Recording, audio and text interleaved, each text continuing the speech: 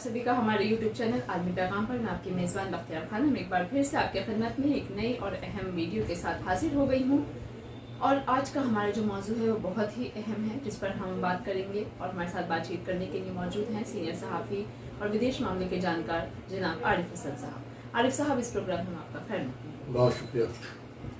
नाज़रीन, हाल ही के दिनों में नाटो चीफ का बयान आया और उस बयान ने न सिर्फ हिंदुस्तान में बल्कि चीन और ब्राज़ील में भी खलबली मचा दी है। दरअसल नाटो चीफ ने जो बयान दिया उसमें कहा गया कि रूस से तेल लेने पर इंडिया, चीन और ब्राज़ील पर सैंक्शन लगा दिया जाएगा। यानी कि अगर हिंदुस्तान, चीन और ब्राज़ील रूस से तेल लेता है तो उन पर बैन लगा दिया जाएगा, ये दूसरे सैंक्शन आयद कर दिए जाएंगे। आखिर ऐसा बयान देने के पीछे की वजह क्या है, और अगर उन्होंने वाकई में बैन लगाया, हिंदुस्तान पे भी ये सेक्शन लगा, तो आगे चल के जो नताइज भुगतने पड़ेंगे वो क्या क्या होंगे, इस पर हम गुफ्तगू करेंगे, बातचीत करेंगे, रोशनी डालेंगे। तो आखिर जो नाटो ने ये बयान दिया है, इसके पीछे की वजह क्या है? इसके पीछे की वजह ये क्या है, ट्रंप नाम का एक आदमी इस वक्त दुनिया के अंदर पागल हो गया, समझे। उसे खुशामद करना, उसको खुश करना, एक ऑर्गेनाइजेशन को, किसी नाटो क्या है, कोई मुल्क तो है नहीं, एक ऑर्गेनाइजेशन है, उसको चीफ को किसने राइट दिया इस तरह का बयान देने का, और उसकी बात मानेगा कौन? सबसे बड़ी बात यह है, उसकी बात मानेगा कौन? ये सब जो है इस वक्त अमेरिका की जितनी भी ज़्यादातर ये आलिमी इदारे हैं, ये उनके पेट हैं, ठीक है, और तो यह उनके पालतू हैं, और ये उनको खुश करने के लिए इस तरह के बैन हैं। अब एक बात बताइए आप मुझे, इसके अंदर से अगर हम देखें, इस वक्त इंग्लैंड के साथ भारत ने FTA साइन किया है, यानी कि फ्री ट्रेड एग्रीमेंट, $100 अरब का है। इंग्लैंड उसकी बात मानेगा? तो अपने घर बैठ, तू कौन, ठीक है। इसी तरह से आइए, जर्मन का है, जर्मन जो एक बड़ा ट्रेड पार्टनर है। इसी तरह से फ्रांस है, फ्रांस के अभी राफेल वगैरह सब हासिल किए, क्यों आनेगा? उसे बिजनेस करना भाई, बगैर बिजनेस से कैसे रह सकता है? क्यों आनेगा? इसके बारे में, इसके बाद यूरोपीय यूनियन जो 27 मुल्कों का है, वो भारत के साथ FTA कर रहा है, फ्री ट्रेड एग्रीमेंट साइन कर रहा है। $100 बिलियन का ट्रेड होगा, कौन सुनेगा उसकी बात?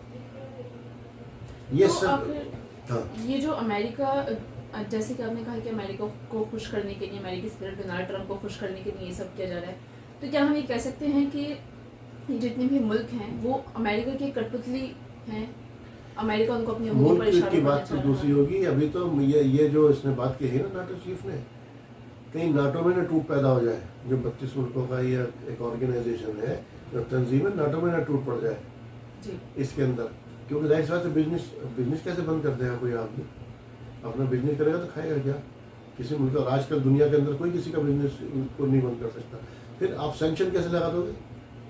भारत ने कितना ज़बरदस्त जवाब दिया अभी नाटो चीफ को, ऐसा मुंह जवाब दिया, बोले दोगलापन नहीं चलेगा, तुम तो ट्रेड करो और हम बैठे घर, कैसे पॉसिबल है? तो ये जो वो सैंक्शन लगाने की बात कर रहे हैं, इसके बारे में बता रहा हूँ। अमेरिका, जिस यूरोपियन यूनियन ने सैंक्शन नहीं लगाए ना रूस पर, अमेरिका ने लगाए। अमेरिका ने सैंक्शन लगाने के बावजूद लगभग हिंदुस्तानी रुपए के अकॉर्डिंग 40,000 करोड़ रुपए का सामान जो है वो रूस से खरीदा। सैंक्शन लगाने के बावजूद 40,000 करोड़ रुपए का सामान रूस से खरीदा, जिसके अंदर केमिकल है, जिसके अंदर सबसे ज़्यादा मालूम क्या है, लगभग 30,000 करोड़ रुपए का तो यूरेनियम है, क्योंकि उसके जितने भी ये एनर्जी प्लांट है चल ही नहीं सकते। क्या ले रहा है? यूरेनियम, वो भी किससे है? रूस से, और दूसरों के ऊपर सैंक्शन लगा रहा है। और रूस ने भी अमेरिका से 30,000 करोड़ रुपए का लगभग सामान खरीदा। और सामान क्या खरीदा? बोले मुझे बनाना सुखोई, मुझे सुखोई के लिए सामान चाहिए, मुझे बनाना मिसाइल और चाहिए, मुझे चाहिए बारूद, और भी चीज़ें हैं, लेकिन ये मेन है उनके। तो दूसरों को तो आप नसीहत कर रहे हो और अपना आप कहाँ कर रहे हो? तो इंडिया ने बहुत सही जवाब दिया है, ये दोगलापन अब हमारे साथ नहीं चल सकता इसके अंदर, ठीक है। और दरअसल नाटो क्या हो गया, नाटो अगर इस तरह, नाटो भी अब 2 हिस्सों में बढ़ रहा है। मैं आपको अंदर, कोई नहीं चाहता कि रूस के साथ फुल फ्लैश जंग में चला जाए। ये फाइनेंशियल टाइम्स की रिपोर्ट है। जैसे मैंने कहा ट्रंप के बारे में, ट्रंप ने उसको फ़ोन किया 4 जुलाई को, फाइनेंस ने क्या जेलेंस्की से, ये मास्को पर हमला करोगे? बोले मास्को पर हमला, बोले हाँ मैं करूँगा मॉस्को पे, मतलब बगल में हथियार दूँ तो बोले ठीक है। और जो सेंट पीटर्सबर्ग है उसका, उसमें हमला करोगे? बोले हाँ अगर मुझे मिलेंगे तो करूँगा। तो ये उस पर जो रूस के ऊपर हमला करने की बात कर रहे हैं, क्योंकि उसने ट्रम्प ने क्या कहा था, पुतिन बहुत दिन में अच्छी बातें करते, रात को हमला कर देते, उसके ऊपर रात को ताबड़तोड़ हमले कर देते। अब बात सुनिए, इन्होंने आपस की फुट बना था वहाँ पर यूरोपियन, उसने कहा कि हम उसको रूस सारा यूरोप यूनियन जो और ये नाटो के यूक्रेन को हथियार दो, यूक्रेन को हथियार दो। उसने कहा मैं 17 पैट्रियट मिसाइल दे रहा हूँ। 17 पैट्रियट, उन्हें पैसे कौन देगा? ट्रम्प को तो पैसे देंगे तो पूरा बन गया, पैसे देंगे। अब ये कहेंगे तो जर्मनी ने कहा 2 मैं दूंगा, 2 के पैसे मैं दूंगा, 1 के नॉर्वे ने कहा मैं दूंगा, 1 के उसने कहा इंग्लैंड ने मैं दूंगा, मेरे बाकी कौन देगा? अब ये उस टाइम तो नाटो चाहिए सब जो है ना मिलकर के कैश में तो क्या देंगे कि हम दे देंगे पैसे, चलो तुम पैसे दे दोगे कोई बात नहीं, वो तो सामान बेचेगा, लाओ पैसे। और अगर जैसे कि आपने शुरू में मौजूद कहा, दुनिया तबाही के दहाने पर है इस वक्त, अगर इन्होंने कोई ऐसा पागलपन कर दिया, कोई भी ऐसा पागलपन कि मॉस्को या ख़ासतौर से सेंट पीटर्सबर्ग जो है उसकी रेड लाइन है रूस की, सेंट पीटर्सबर्ग मालूम क्या है, इस टाइम यूएसएसआर बटा हुआ था, तो ये रूस से अलग इसका एक वो है पोर्ट है, और ये उसका ऐसा पोर्ट है जो सेंट पीटर्सबर्ग है, इसका पोर्ट जो है इसका, कि यहाँ पर पानी तो ठंडा है इसके अंदर, इस पोर्ट में, इस शहर के अंदर, लेकिन यहाँ बर्फ नहीं है। इससे जो पहले उसके जो और बंदरगाह है वहाँ पे सेंट पीटर्सबर्ग जो है वहाँ तो बर्फ जमी हुई है, लेकिन इसके बीच जो एक मैं दिखाता हूँ नाम उसका,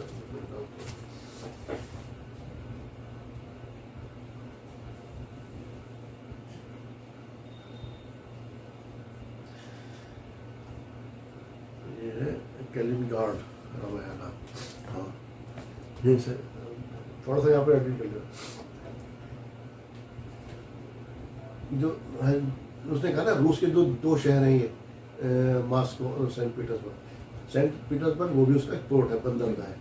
ऐसी इसकी एक बंदरगाह है कैलिनग्राड, जो कि पोलैंड और लिथुआनिया इसके बीच में है, और ये उसका सबसे बड़ा नेवल बेस है। उसने इसके बारे में कहा कि नाटो क्या चाह रहा है कि इसका यहाँ से जो ये है इनकी जो बताया ना कैलिनग्राड की जो बात की मैंने, इसको की सूरत से कब्जे में ले लिया जाए, क्योंकि रूस को यहाँ जाने का बाई रोड का भी रास्ता कोई नहीं है, उसको पोलैंड से होकर जाना पड़ता, या फिर बेलारूस तो खैर उसके उसी का हामी है कंट्री है, या ये लिथिया के दूसरा नाम बताया ना, यहाँ से बाई रोड जाना पड़ता है या फिर जहाँ से जाते हैं, और ये उसका सबसे बड़ा नेवल बेस है। और यहाँ पर उसके एटॉमिक मिसाइल सब चीज़ें यहाँ पर मौजूद है। नाटो के कुछ लोग, कुछ पागल लोग ये चाह रहे हैं कि इसको किसी सूरत से बड़ा हमला करके इसको कब्जे में कर लिया जाए। अगर इसको कब्जे में कर लिया तो रूस बिखर जाएगा जो इस वक्त, लेकिन रूस ने परसों भी कहा है कि ये मेरी रेड लाइन है, अगर इस पर कोई भी हमला हुआ पूरे यूरोप को, और मैं 100% बता रहा हूँ, रूस एक नहीं कई एटम बम मारेगा यूरोप को तबाह कर देगा। और मॉस्को या सेंट पीटर्सबर्ग पे जो दूसरे उसके शहर उस पर अगर इसमें हमला कर दिया तो इंग्लैंड का सत्यानाश, इंग्लैंड उस दिन तबाह हो जाएगा। इंग्लैंड के चारों तरफ उसने पनडुब्बी अपनी लगा रखी है, इंग्लैंड पे ऐसे ताबड़तोड़ हमला करेगा, इंग्लैंड का नाम निशान दुनिया से मिटा देगा। वो तबाह हो ना हो, लेकिन इस दुनिया को तबाह कर देगा। ये जो मैंने कहा ना, ट्रम्प जो है कभी टैरिफ वार, कभी नई वार, कभी ये नए जो चीज़ें इसने करनी शुरू की है। दरअसल क्या है, इसकी वजह क्या है, कैपिटलिज्म की जो होती है, क्या होता है, डिमांड एंड सप्लाई। वो क्या करते हैं, सप्लाई को शॉर्ट कर दो, कीमत बढ़ जाएगी, कमाई। सोशल जो है वो क्या है, वो क्या चीन ने क्या किया, उसने माल अपना इतना बना दिया कि तो फ्री में देना तो ले लो। इधर जो ब्राज़ील को, इंडिया को ये जो दिया गया, क्योंकि ब्रिक्स एक ऐसा समूह, एक ऐसा ग्रुप खड़ा हो गया कि दुनिया का 60% जो यहाँ पर आबादी, और ये बाजार बन गया उनको, ये अपनी करेंसी भी लेकर अब डॉलर को चेंज है। अमेरिका का डाउनफॉल शुरू हो चुका, और डे बाई डे वो डाउनफॉल की तरफ बढ़ रहा है। यूरोप भी बढ़ रहा है, यूरोप भी गिरेगा।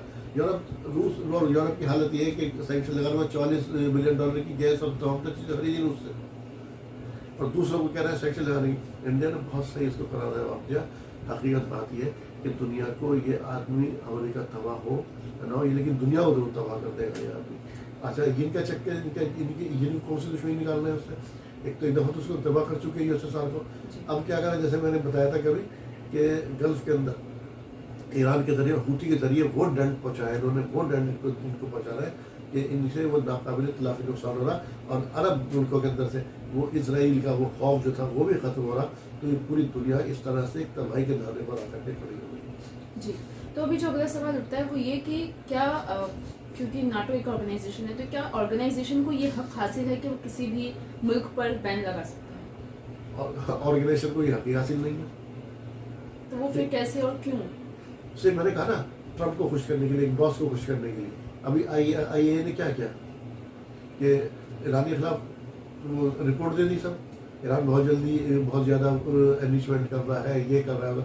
ईरान के खिलाफ रिपोर्ट दी थी ना, क्या हुआ रिजल्ट? अटैक हो गया, अमेरिका ने भी अटैक कर लिया। अब क्या हुआ रिजल्ट? इसराइल पे ईरान का नुकसान हुआ यकीनी तौर पर, ईरान भी तबाह हो, लेकिन इसराइल पर भी तो तबाही हुई।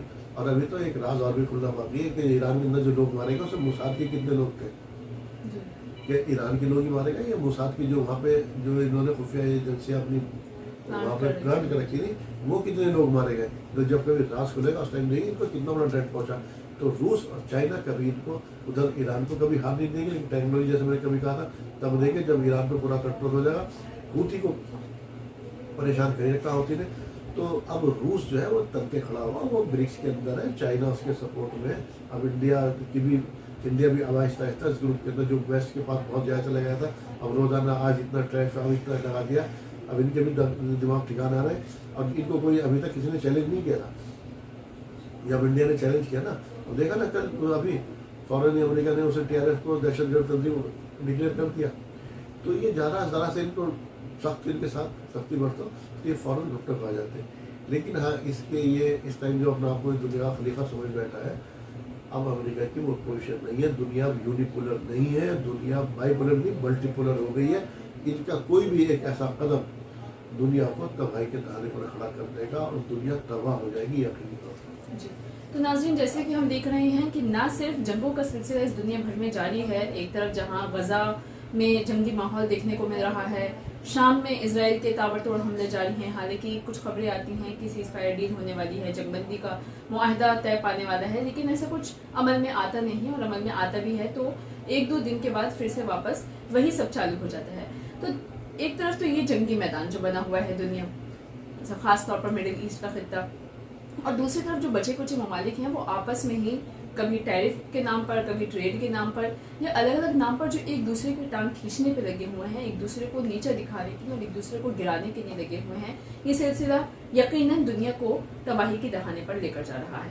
फिलहाल के लिए हम आपसे लेते हैं इजाज़त, इसी दुआ के साथ कि ये जो दुनिया में इतनी उथल पुथल मची हुई, इतनी अफरा तफरी मची हुई है, ये थमे और दुनिया में जहाँ जहाँ अमन व अमान नहीं है वहाँ अमन व अमान कायम हो और एक सुकून का माहौल वापस से इस दुनिया में कायम हो। फिलहाल के लिए हमें दीजिए इजाज़त। आदाब।